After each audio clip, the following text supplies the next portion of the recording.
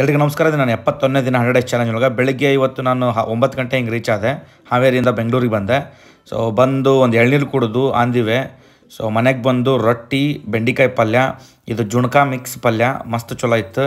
So ಒಂದು 5 ರೊಟ್ಟಿ ತಿಂದೆ.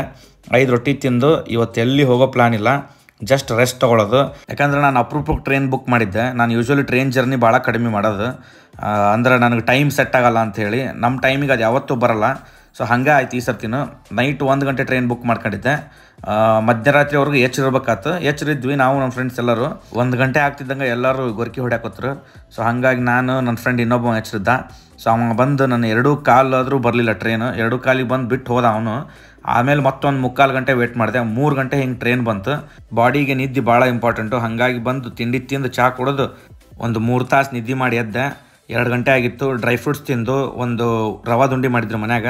ಸೊ ರವಾ ದುಂಡಿ ತಿಂದು ಅಷ್ಟಂದ್ರೂ ಯಾಕೆ ಹೊಟ್ಟೆ ತುಂಬ್ದಂಗೆ ಅನ್ನಿಸ್ತಿಲ್ಲ. ಒಂದು ಚೂರು ಅನ್ನ ನೀಡ್ಸ್ಕೊಂಡು ಅನ್ನಕ್ಕೆ ತುಪ್ಪ ಹಾಕ್ಕೊಂಡು ಉಪ್ಪಿನಕಾಯಿ ಹಚ್ಕೊಂಡು ಕಡ್ಲಿ ಚಟ್ನಿ ಹಚ್ಕೊಂಡು, ಕಡ್ಲಿ ಚಟ್ನಿ ಅಲ್ಲಿದ್ದು ಶೇಂಗಾ ಚಟ್ನಿ ಹಚ್ಕೊಂಡು ಸ್ವಲ್ಪ ಊಟ ಮಾಡಿದೆ. ಸೊ 2:15 2:45 ಹಿಂಗೆ ಊಟ ಆಯ್ತು ನಂದು. ಸೊ ಗ್ಯಾಪ್ ಕೊಟ್ಟೆ ಒಂದು 4 ತಾಸು.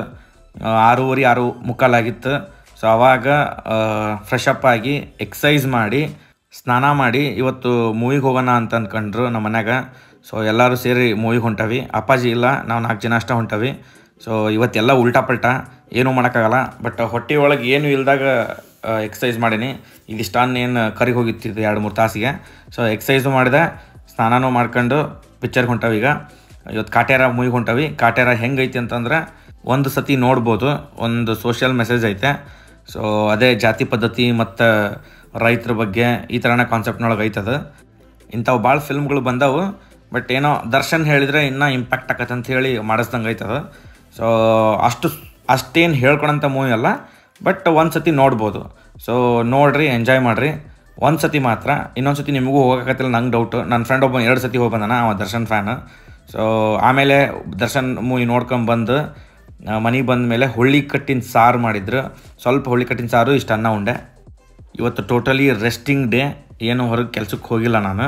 ಈಗ ಭಗವದ್ಗೀತೆ ಓದೋ ಟೈಮ್ ಇದು. ಸೊ 16ನೇ ಶ್ಲೋಕವನ್ನು ನೋಡ್ಬೇಕು ನಾವು ಭಗವದ್ಗೀತೆಯಲ್ಲಿ. ಇದರಲ್ಲಿ ಕೃಷ್ಣ ಅರ್ಜುನಿಗೆ ಹೇಳ್ತಾನೆ, ಅರ್ಜುನ, ವೇದಗಳು ಪ್ರವರ್ತಿಸಿದ ಈ ಯಜ್ಞಚಕ್ರವನ್ನು ಯಾರು ಮಾನವ ಜೀವನದಲ್ಲಿ ಅನುಸರಿಸುವುದಿಲ್ಲವೋ ಅವರದು ನಿಶ್ಚಯವಾಗಿ ಪಾಪವೇ ತುಂಬಿದ ಬದುಕು. ಇಂದ್ರಿಯಗಳ ತೃಪ್ತಿಗಾಗಿಯೇ ಬದುಕುವ ಇಂತಹ ಮನುಷ್ಯನ ಬದುಕು ವ್ಯರ್ಥ ಅಂತ ಕೃಷ್ಣ ಅರ್ಜುನಿಗೆ ಹೇಳ್ತಿದ್ದಾನೆ. ಇವತ್ತಿಗೆ ಎಷ್ಟು ಸಾಕು. ಸಾಧ್ಯವಾದಷ್ಟು ಎಲ್ಲರೂ ಮೇಡ್ ಇನ್ ಇಂಡಿಯಾ ವಸ್ತುಗಳನ್ನ ಯೂಸ್ ಮಾಡಿ ಚೈನಾ ವಸ್ತುಗಳನ್ನು ಧಿಕ್ಕರಿಸಿ. ಮತ್ತೆ ಸಿಗೋಣ. ಜೈ ಹಿಂದ್, ಜೈ ಕರ್ನಾಟಕ. ಧನ್ಯವಾದಗಳು.